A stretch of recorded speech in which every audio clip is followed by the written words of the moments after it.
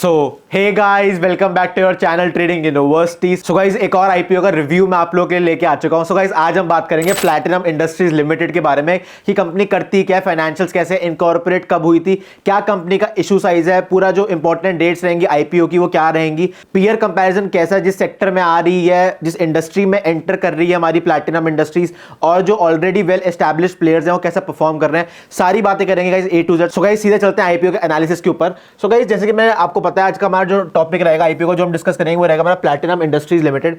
Guys, जो हमारी company है it is a multi product company, मतलब काफी सारे ब्रांचेस है, काफी ज्यादा डाइवर्सिफाइड पोर्टफोलियो है मैं बोलूंगा, मतलब कॉन्सेंट्रेटेड पोर्टफोलियो नहीं है हमारी कंपनी का। जो मेन बिजनेस है कंपनी का वो है स्पेशलिटी केमिकल्स का। ठीक है, मेन बिजनेस गाइस जो है वो स्पेशलिटी केमिकल्स का है। Just to give you an example, main जो मैन्युफैक्चरिंग है कंपनी की वो पीवीसी स्टेबलाइजर्स की है, and it is the third largest player हमारी कंट्री में। It is the third largest player. और अगर मैं मार्केट शेयर की बात करूं तो 8% का मार्केट शेयर, 8% का अप्रॉक्स मार्केट शेयर हमारी प्लैटिनम इंडस्ट्रीज होल्ड करती है। जब मैं पीवीसी स्टेबलाइजर्स की बात करता हूं, मैन्युफैक्चरिंग ऑफ पीवीसी स्टेबलाइजर्स की बात करता हूं, जो स्पेशलिटी केमिकल्स के अंडर आता है आपके। जो कंपनी इनकॉर्पोरेट हुई थी, it was incorporated in 2016। Company की जो मैन्युफैक्चरिंग एंड R&D फैसिलिटी है वो करंटली भी महाराष्ट्र में है। ठीक है, और ये ऑलरेडी एक और प्लान कर रहे हैं, एक और फैसिलिटी ये प्लान कर रहे हैं महाराष्ट्र में ही, और ये एक और अपनी फैसिलिटी अब्रॉड प्लान कर रहे हैं इजिप्ट के अंदर। वेरी सून इसमें इन्होंने, इनकी मैनेजमेंट ने डिक्लेयर करा है कि बहुत जल्दी इजिप्ट में अपनी एक और फैसिलिटी खोलेंगे, manufacturing and R&D facility. So guys, अगर एक काम करते हैं, अगर जरा चलते हैं नेक्स्ट स्लाइड पे।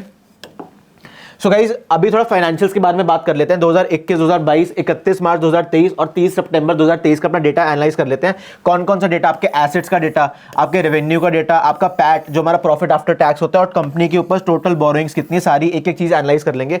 सो गाइस, अगर 2021 की बात करूं, जो 2021 में कंपनी के एसेट्स थे वो 32.26 करोड़ के थे। 2022 में कंपनी के एसेट्स थे 84.48 करोड़ के। 2023 एज ऑफ 31 मार्च 2023 जो उसका डेटा, जो एसेट्स का डेटा आया था वो 121.17 करोड़ का था। और 30 सितंबर 2023 में जो कंपनी का डेटा था एसेट्स का वो 137.72 करोड़ का था। गाइस, अगर मैं रेवेन्यू की बात करूं कंपनी के, तो 2021 में कंपनी का रेवेन्यू था 89.53 करोड़। 2022 में कंपनी का रेवेन्यू था 189.24 करोड़। 31 मार्च 2023 में कंपनी का रेवेन्यू था 232.56 करोड़। 30 सितंबर 2023 में जो कंपनी का रेवेन्यू था वो 123.73 करोड़ का था। मैं पैट की बात करूं, पैट आपको पता है, पैट होता है हमारा प्रॉफिट आफ्टर टैक्स। ठीक है, प्रॉफिट आफ्टर टैक्स होता है हमारा पैट।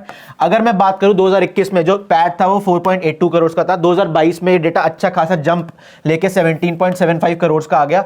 31 मार्च 2023 में 37.58 करोड़ का आपका पैट था। और उसके बाद जो हमारा नेक्स्ट क्वार्टर था 30 सितंबर 2023 में जो इसका पैट, जो प्रॉफिट आफ्टर टैक्स निकल के आया था वो आया था 22.84 करोड़। मतलब अच्छा, 2023 में काफी अच्छी परफॉर्मेंस रही थी कंपनी की। गाइस, अगर मैं कंपनी के ऊपर नेट बोरोइंग्स, टोटल बोरोइंग्स की बात करूं तो 2021 में कंपनी के ऊपर बोरोइंग्स थी 3.26 करोड़ की। 2022 में कंपनी के ऊपर बोरोइंग्स थी 24.24 करोड़ की। और 31 मार्च 2023 में जो कंपनी के ऊपर बोरोइंग्स थी वो 17 करोड़ 0.43 लाख की थी 31 मार्च 2023 में।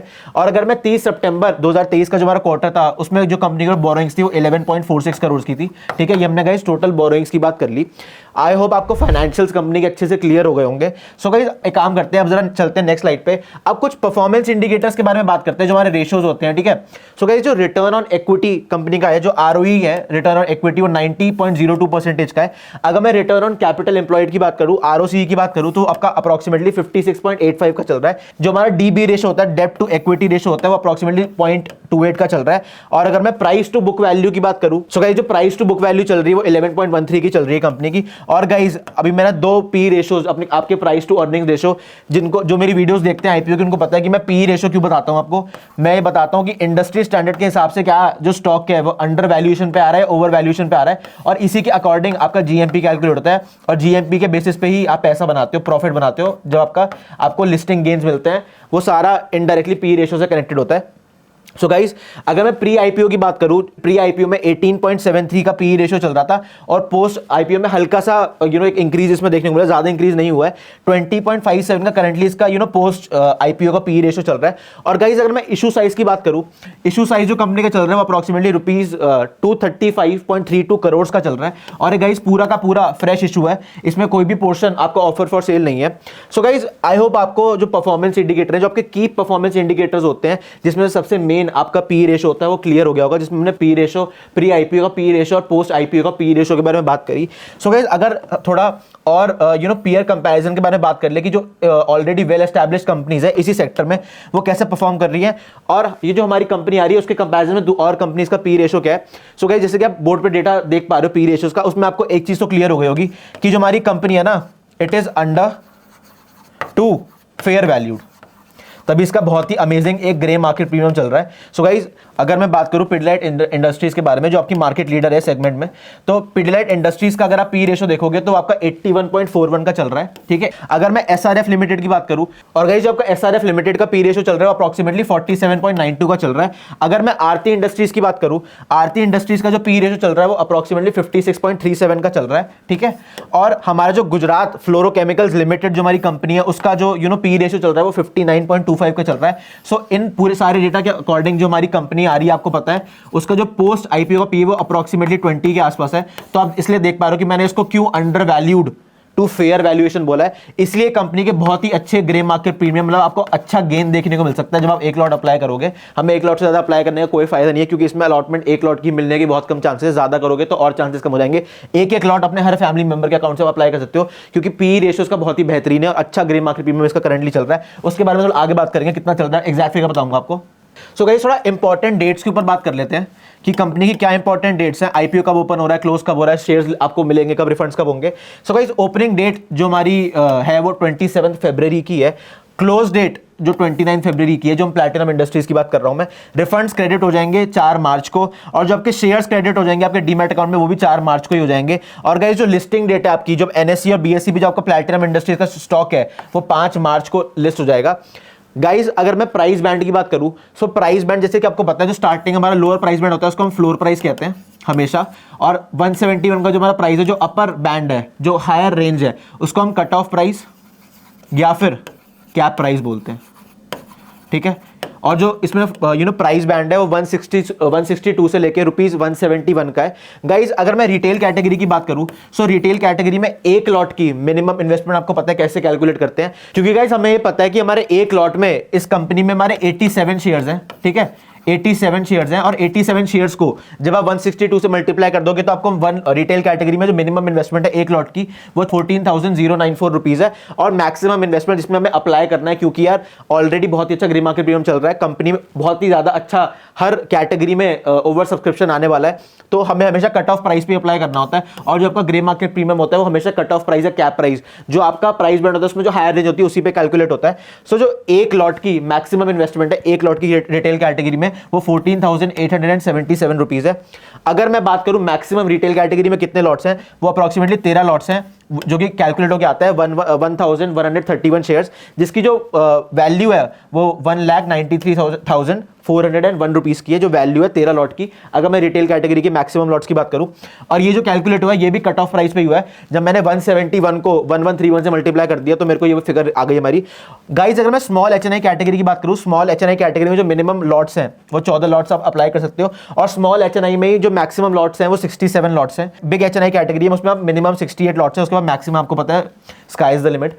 तो गाइज आई होप आपको एक ब्रीफ एनालिसिस इसका समझ आ गया होगा। हमने हर चीज की बात कर ली, हमने प्राइस रेंज की बात करी, हमने कैटेगरी वाइज चीजों के बारे में बात कर ली, हमने फाइनेंशियल्स की बात कर ली। सो गाइज अब मेन टॉपिक पे आ जाते हैं कि कंपनी का हमारा ग्रे मार्केट प्रीमियम क्या चल रहा है। थोड़ा ग्रे मार्केट प्रीमियम के बारे में बात कर लेते हैं।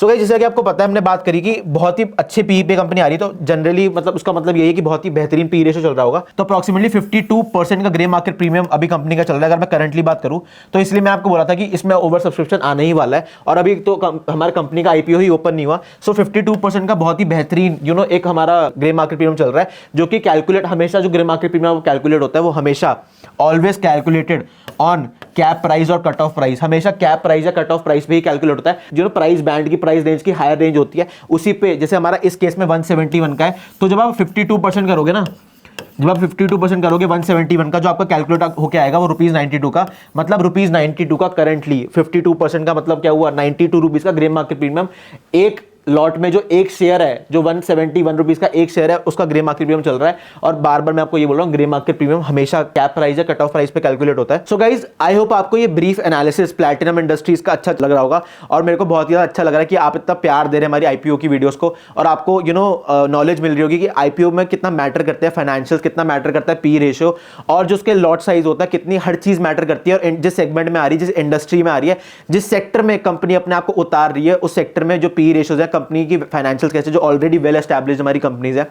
सो गाइज, हमारी इस वीडियो को अपनी फ्रेंड्स और फैमिली के साथ जरूर शेयर करना, जो आईपीओ में अलॉट करते हैं, जो बिजी रहते हैं, वो ट्रेड एक्टिवली नहीं कर पाते, उनका जॉब है, वो बिजनेस करते हैं, बट जब वो एक लॉट अप्लाई करते हैं, उनको एक लॉट ही मिल जाता है, तो उनको जरूर बताना कि एक और कंपनी आ गई है जिसमें वो एक लॉट अप्लाई कर सकते हैं, या फिर अपने हर फैमिली मेंबर के अकाउंट से एक एक लॉट अप्लाई कर सकते हैं। और गाइज, हमें ये बिल्कुल भी नहीं करना होता कि हम, अगर हमारे इंडिविजुअली 5 डीमैट अकाउंट है, तो हम 5 डीमैट अकाउंट से एक एक लॉट अप्लाई कर रहे हैं। तो उस केस में क्या होता है, एनएससी बीएससी जो हमारे स्टॉक एक्सचेंजेस होते हैं, वो आपकी एप्लीकेशन रिजेक्ट कर देते हैं, क्योंकि कहीं ना कहीं जो हमारे 5 डीमैट अकाउंट है, वो एक ही पैन कार्ड से लिंक्ड होते हैं। सो इस चीज का हमें ध्यान रखना है। अगर एक लॉट अप्लाई करना है, अपने अकाउंट से एक लॉट अप्लाई करना है, अपने सारे फैमिली मेंबर्स के अकाउंट से एक एक लॉट अप्लाई कर देना है। सो गाइज, आई होप आपको एक ब्रीफ एनालिसिस हमारा प्लैटिनम इंडस्ट्रीज पे अच्छा लगा होगा।